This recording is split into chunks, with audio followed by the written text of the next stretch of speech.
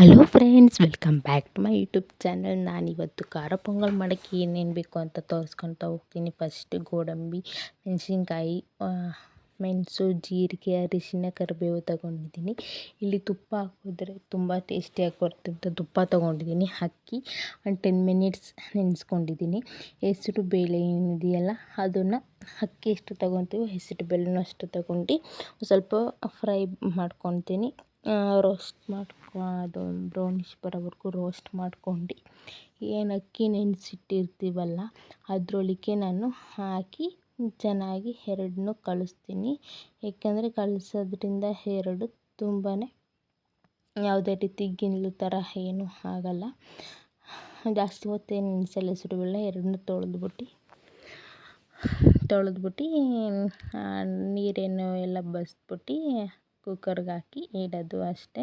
ತುಂಬ ಟೇಸ್ಟಿಯಾಗಿ ಬರುತ್ತೆ ಅಂತೆಲ್ಲ ಹೇಳ್ಬೋದು ಫ್ರೆಂಡ್ಸ್. ನೋಡಿ, ಎಲ್ಲ ನೀರೆಲ್ಲ ಬಸಿದು ಕುಕ್ಕರಿಗೆ ಹಾಕಿದ್ದೀನಿ.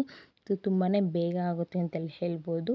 ಏನು ಅನ್ನಕ್ಕೆ ಇಡ್ತೀವೋ ಅಷ್ಟು ಜಾಸ್ತಿ ಕ್ವಾಂಟಿಟಿಲಿ ನೀರು ಹಾಕ್ಬಿಟ್ಟು ಅದಕ್ಕೆ ಏನೇನೋ ಮಸಾಲೆ ಐಟಮ್ಸ್ ಎಲ್ಲ ತೊಗೊಂಡಿದ್ವಲ್ಲ ಇದು ಎಲ್ಲ ಅದರೊಳಗೆ ಹಾಕಿ ಕೂಗ್ಸೋದು ಅಷ್ಟೇ. ತುಂಬ ಟೇಸ್ಟಿಯಾಗಿ ಬರುತ್ತೆ. ಉಪ್ಪು ಎಲ್ಲ ನಾನು ಹಾಕಿದ್ದೆ, ನಿಮಗೆ ತೋರಿಸ್ಲಿಲ್ಲ, ಹಾಗಾಗಿ ವೀಡಿಯೋ ಸ್ವಲ್ಪ ಸ್ಕಿಪ್ ಆಗಿದೆ.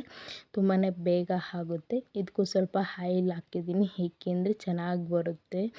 ಉದುರುವಾಗಿ ತುಂಬ ಟೇಸ್ಟಿ ಕೊಡುತ್ತೆ ಅಂತೆಲ್ಲ ಹೇಳ್ಬೋದು. ತುಂಬಾ ಬೇಗ ಆಗುತ್ತೆ ಅಂತ ಹೇಳ್ಬೋದು. ನೋಡಿ ಇಷ್ಟು ಚೆಂದ ಬಂದಿದೆ ಅಂತ ನನಗಂತೂ ತುಂಬ ಇಷ್ಟ ಆಯಿತು.